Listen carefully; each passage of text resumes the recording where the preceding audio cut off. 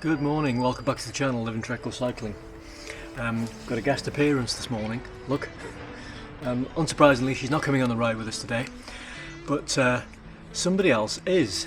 Today I'm doing a very ordinary local ride, but something about today's ride is out of the ordinary, and that's who I'm riding with.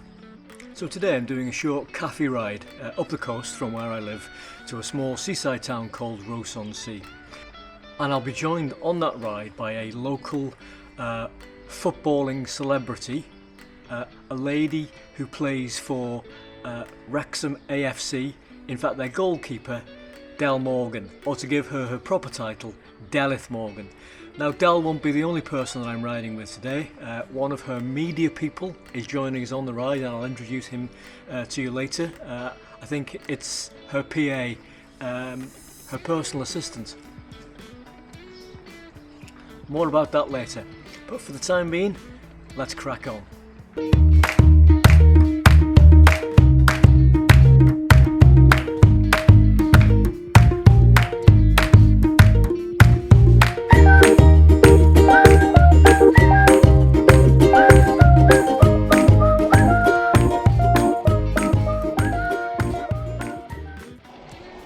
Okay, hopefully we're rolling and the mic's picking me up. I'm just cycling up now to the meeting point to meet Del and her PA.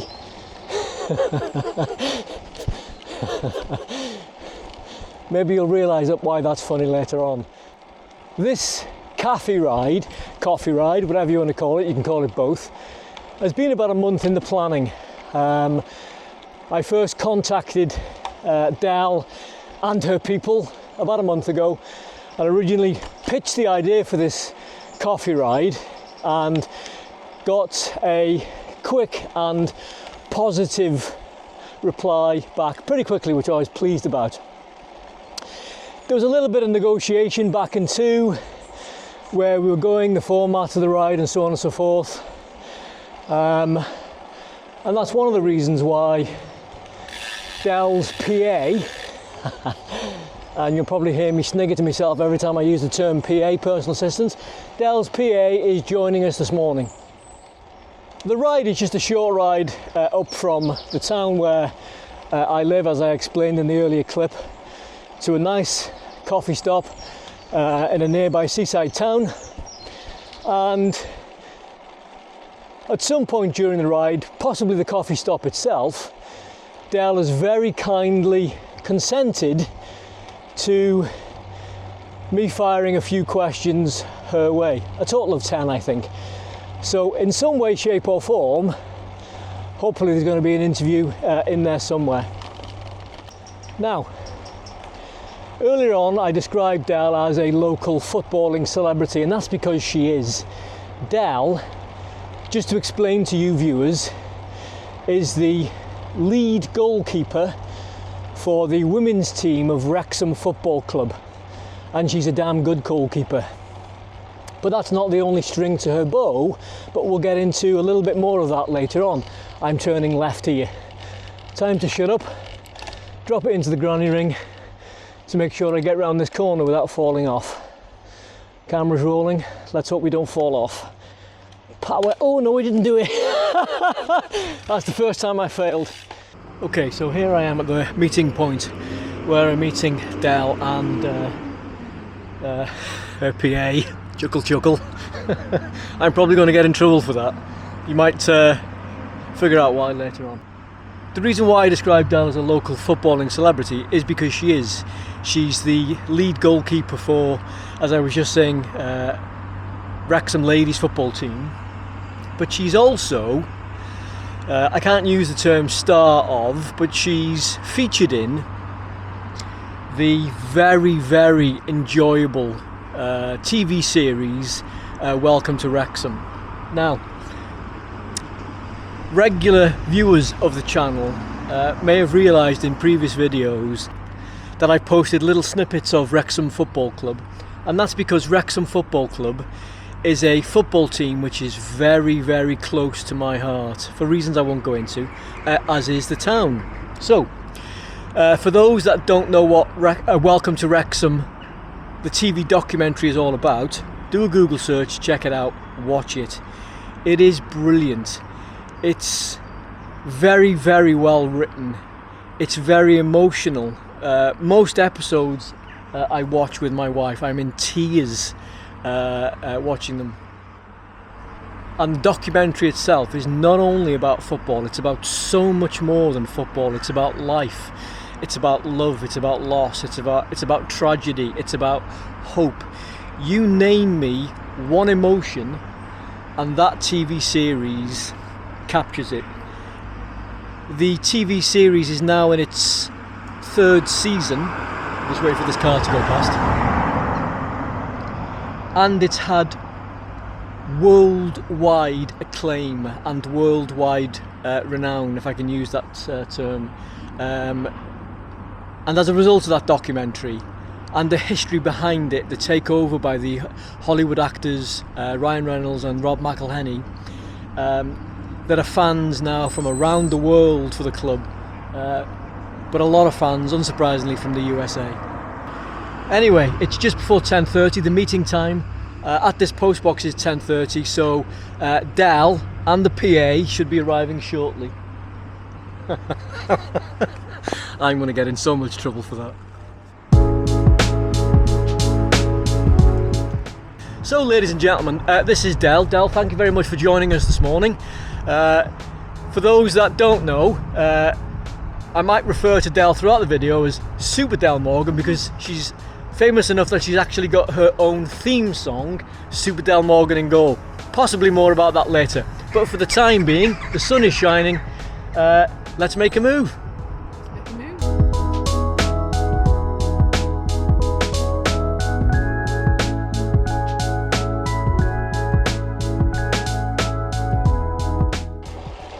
So the weather forecast for today, the weather forecast improved as the week progressed. And for my local area today, the forecast is for unbroken sunshine, clear blue skies. There is quite a bit of cloud cover in the sky, but temperature wise it's not too bad. It's a smidge under 20 degrees. And the sun is periodically poking its head out. So it could be worse.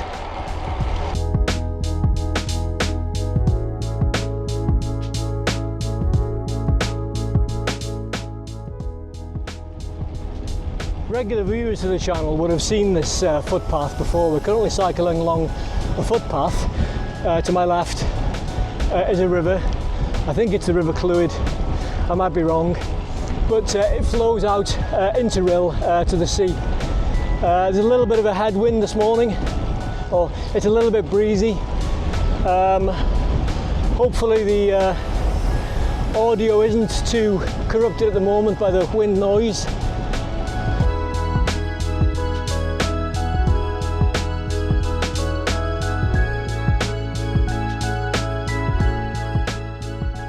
We're about halfway through to our coffee stop now, and we're just coming through Abergele, or as the locals call it, Abergele. Anyway, just up ahead of me on the left is Grich Castle, which is where the ITV series I'm a Celebrity, Get Me Out of Here was filmed when it wasn't filmed in Australia. During the COVID years, when they couldn't travel there, they came to Wales, North Wales as it turned out, and it was this location on the left. The ruins of the castle are a quarter of a mile behind that big stone gatehouse that we've just passed. So we are just coming into Colwyn Bay, North Wales seaside town right on the coast, Colwyn Bay. The building behind me is quite a nice building. I just stopped to get some footage. This is a local private school. It's local to Colwyn Bay, but it's an impressive building.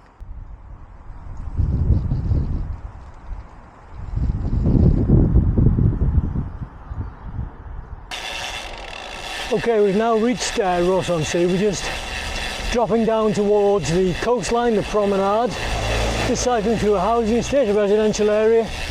We're a few minutes away from the coffee stop, where we're going to enjoy a nice slice of cake and a coffee, and we're going to get the interview with Super Del Morgan underway. You can just see the sea ahead.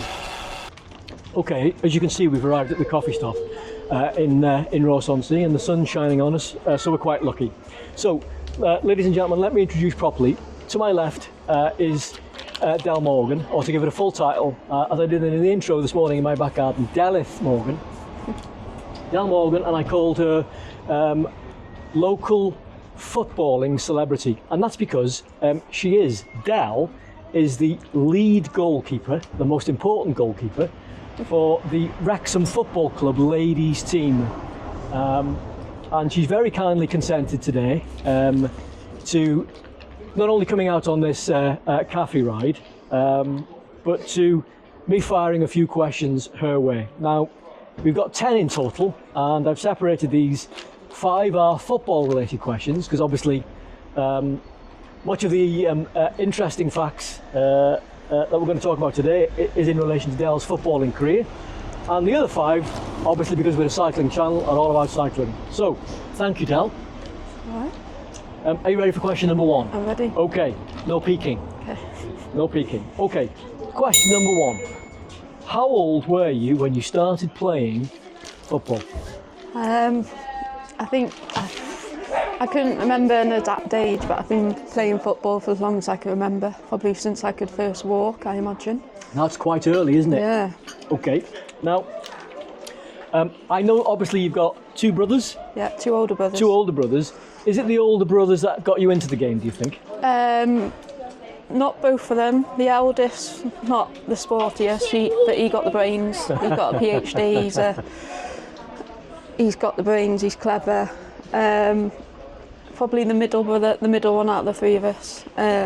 He's more close to my age, I guess, only 4 years older. Bit more sporty like me, and then obviously Dad as well in the back garden. So me and Dad in the back garden. But you've been playing as long as you can remember? Yeah. Okay. Okay, so question number 2. We've touched on some of the answer there, possibly, but I've expanded the question, so I'll read it out. What was it originally in your life, maybe as a youngster, which led to your interest in football, and specifically goalkeeping? Because that's what you do, that's where your expertise is. So what was it that led you specifically to goalkeeping? I always have the same answer for this. Who used to go down to the field at the bottom of the road, Audi Field, play with his mates. I used to think they were cool, so I wanted to go and join in. They would only let me join in if I went in goal, because none of them wanted to go in goal. Me wanting to be involved, just said okay, and I just found a niche, I guess, and just stuck with it from there. So it was Big Brother's direction which led you to the career that you now enjoy. Yeah. And a successful career it is. Okay. Question number 3. Now, as well as being the goalkeeper for Wrexham ladies team, tell us about the other aspects of your footballing life, i.e. who and where you coach. Because Wrexham is not the only string to your bow, is it?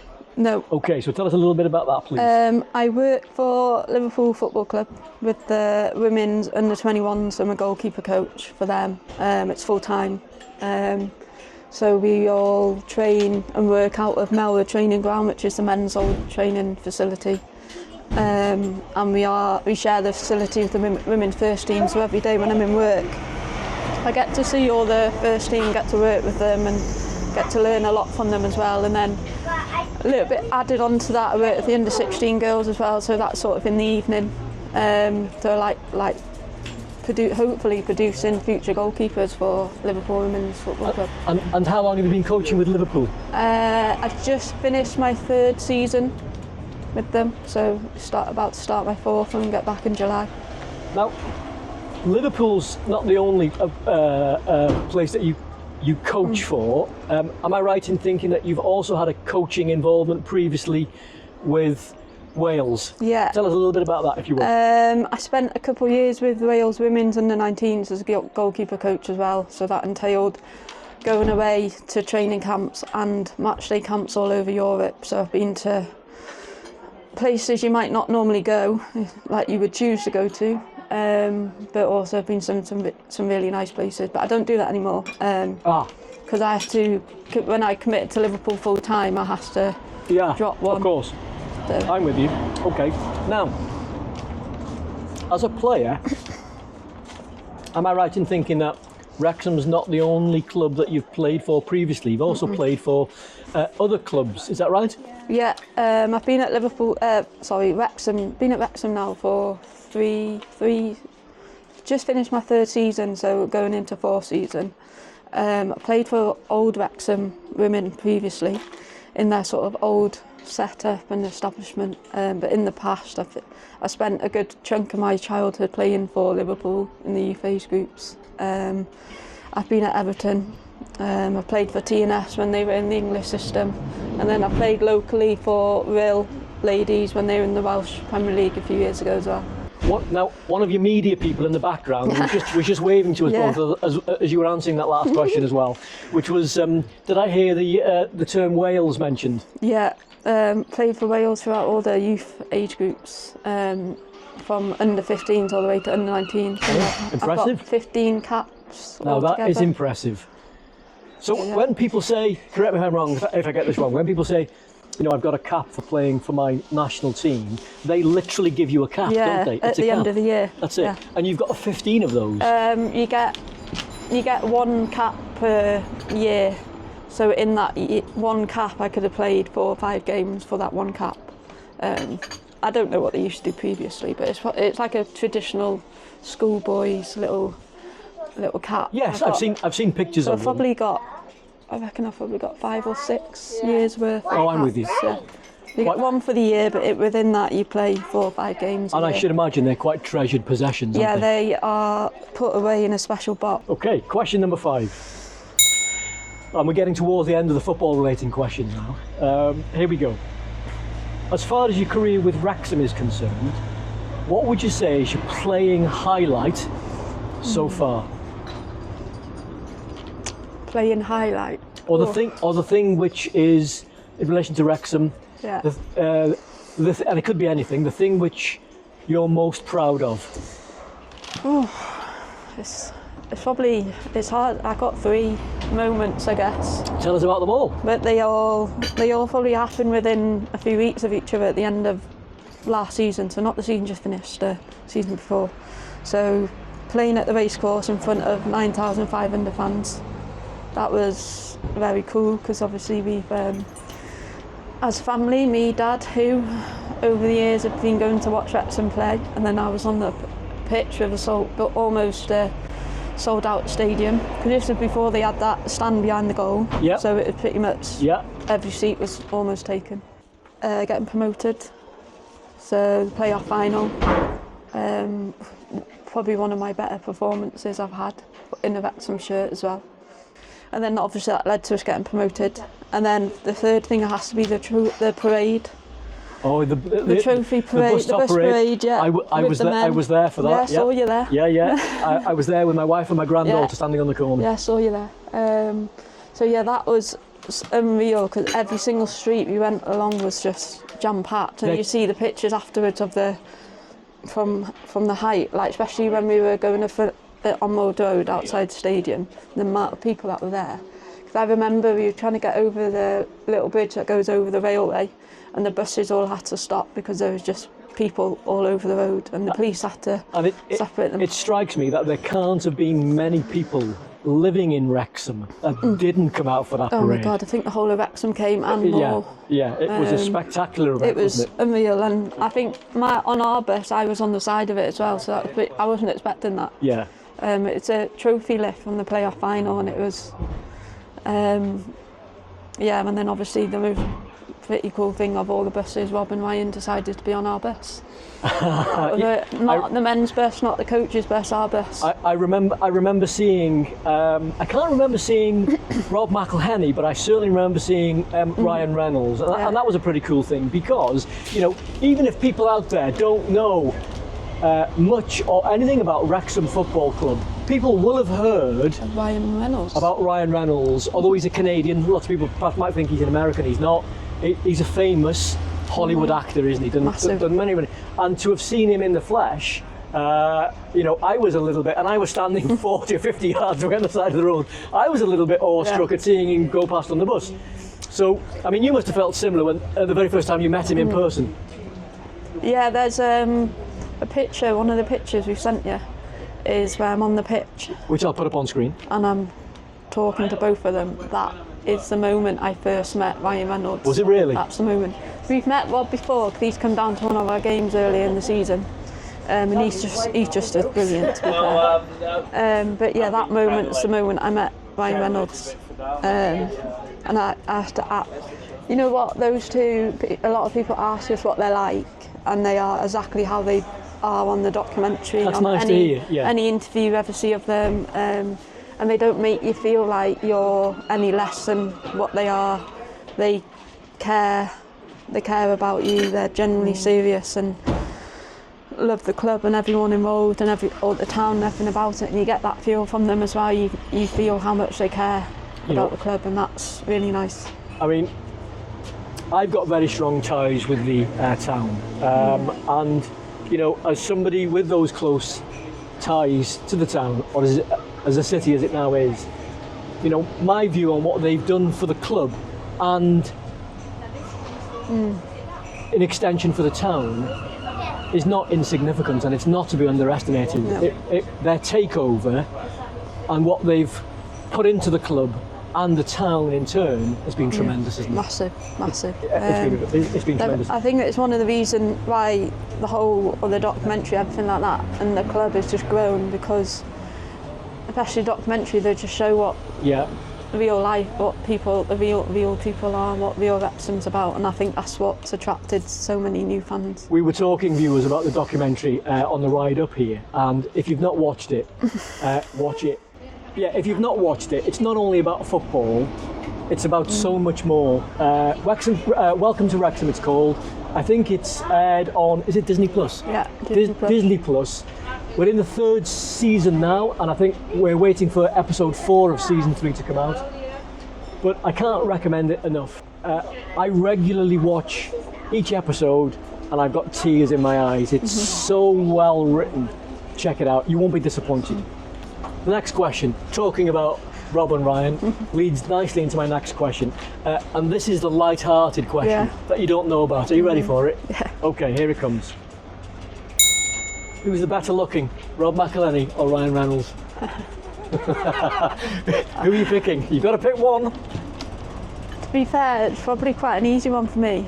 It has to be Ryan Reynolds, purely because even before he was attached in or related to Wrexham in any sort of way, he's always been one of my favourite actors. He's a good actor. I used to, when I was younger, to have a picture of him on my phone screen. Oh, right. So when it was our first rumoured that they'd get involved with Wrexham, I was like, no way.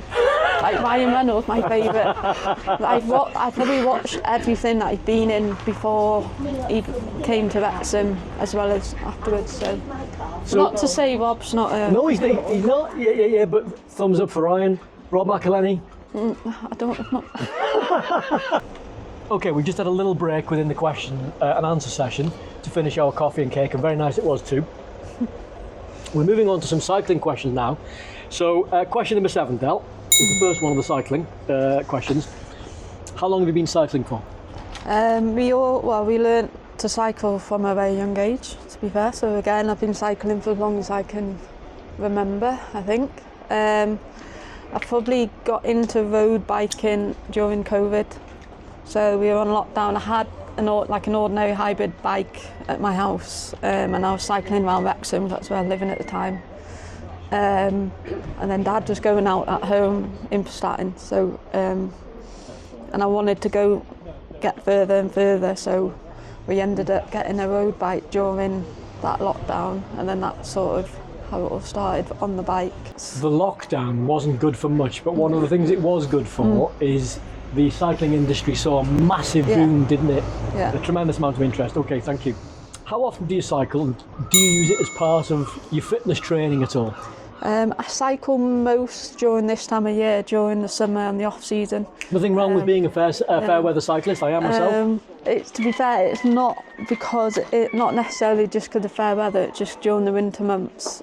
with football and with like Liverpool, between Liverpool and Wrexham, it's hard to get out because it's dark. It's dark in the morning, dark in early shorter evening. days, yeah. And the football season, like anyone, if you ever meet anyone else who works in the football industry, it's intense. It's long days. There's a lot of work to do outside your working hours as well. So it's like I'll be at home doing a lot of work as well, ready for what I need to do in work. So in the winter, I don't really have the time, but as soon as the season finishes, I can understand. I've got the days back. I get back into it. I can understand that. Okay, nearly there. 2 more questions to go. Number 9. I just wait for that naughty car to go past. Oh, and another one.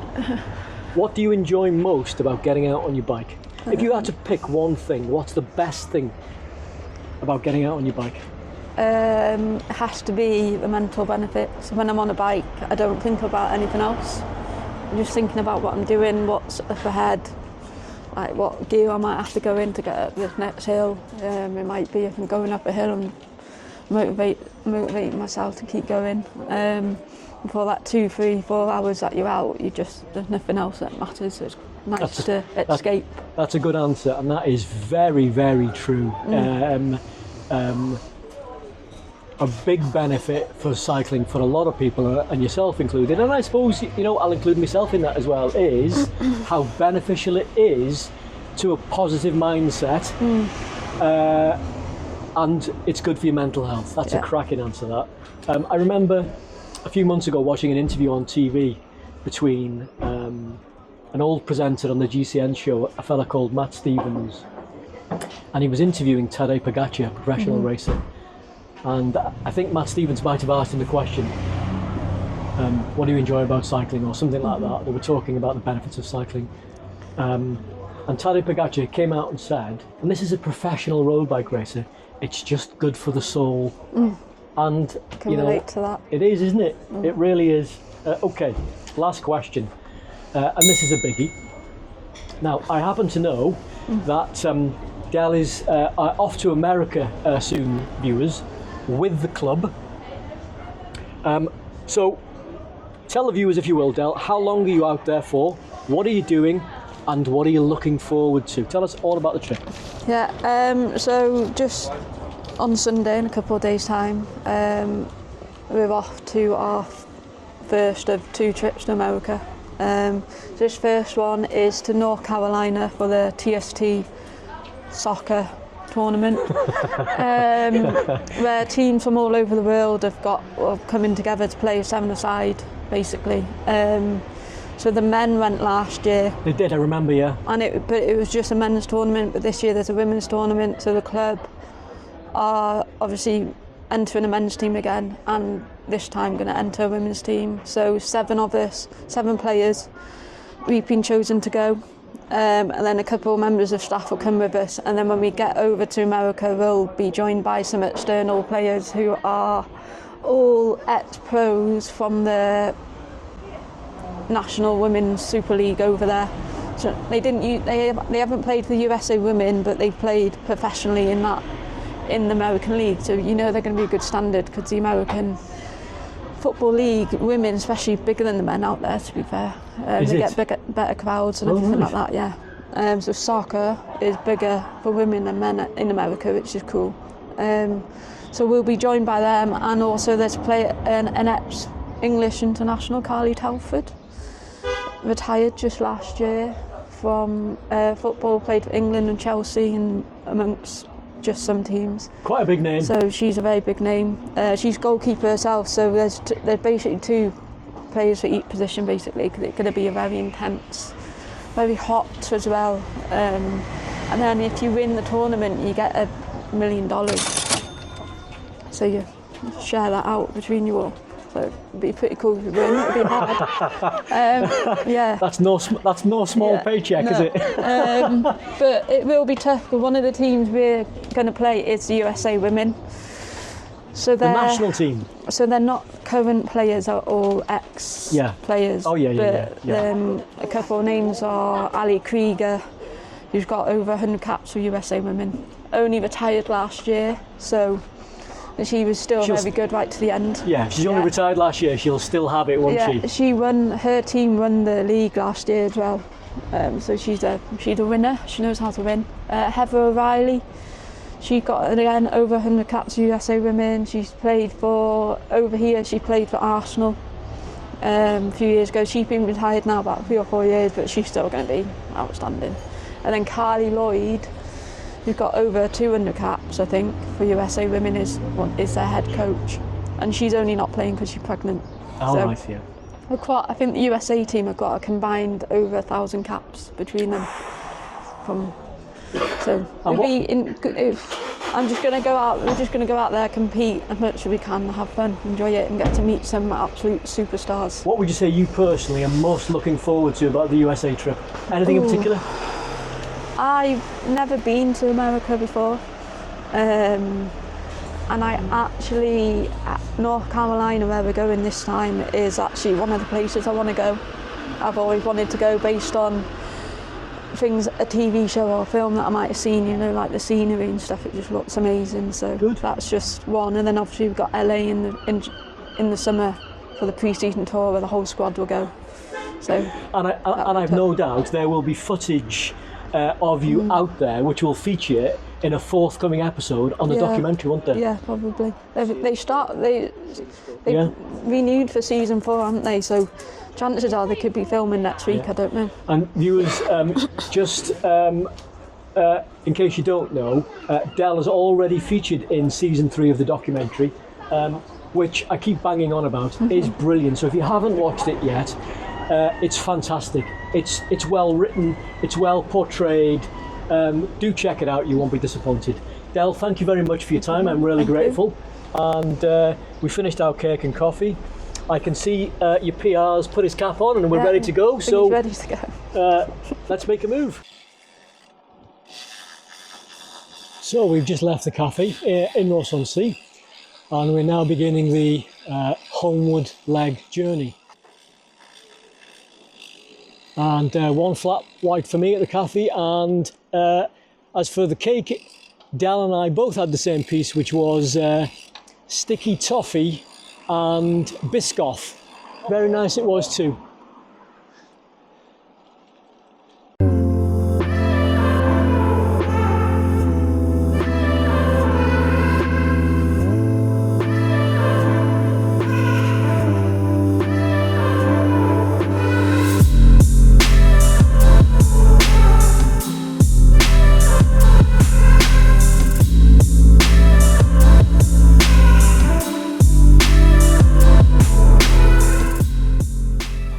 We're coming towards the end of the ride now, so I'm just taking the opportunity alongside Del to thank Del for her time today. It was very considerate and kind of her to humour me and to answer the questions that I asked. Del, thank you very much.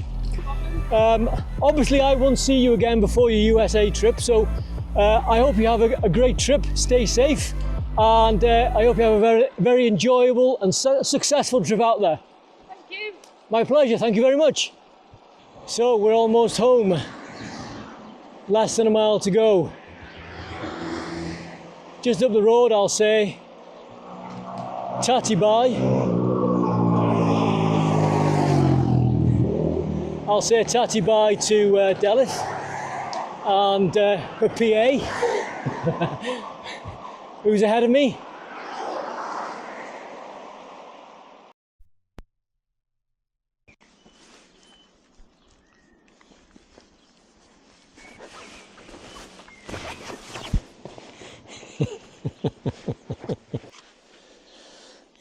Okay, here we are in the back garden, obviously at the end of the ride, and Old Faithful is next to me, as you can see.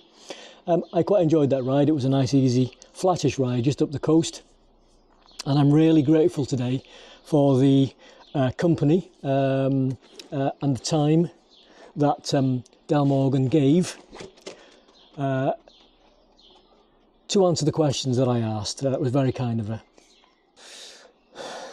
As you can see, the dog's got fed up of me. She's abandoned me.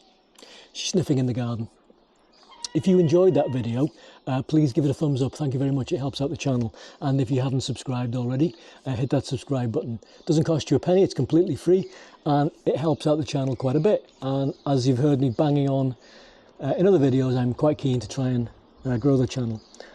On the subject of growing the channel, I've got a giveaway, not a competition, a giveaway that I'm going to mention now.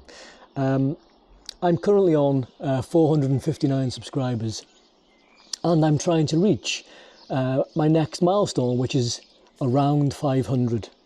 And with that in mind, the giveaway relates to one of these, which regular viewers of the channel will know that I've done a couple of rides, Lost Lanes rides recently, and the prize to the winner, which will be chosen at random, will be one of these books of their choice, of the winner's choice. Now, all you have to do to enter this giveaway is subscribe to the channel. That's what I get out of it, completely being honest. And as a subscriber to the channel, your YouTube channel or your profile on YouTube, so I can see it, must be public. That's one of the conditions of the giveaway. So to enter yourself into the giveaway to try and win this Lost Lanes book of your choosing, subscribe to the channel, comment underneath this video, let me know which of these books, if you turn out to be the winner, you'd like. And once the channel has reached 500 subscribers, I will pick somebody from the comment section at random. I'll check whether they're a subscriber, hence the need for the public profile, and I will then contact that person and ask what book you want and where you'd like me to send it to. So thanks again for watching. Don't forget to give the video today a thumbs up, hit that subscribe button, and I look forward to seeing you next time.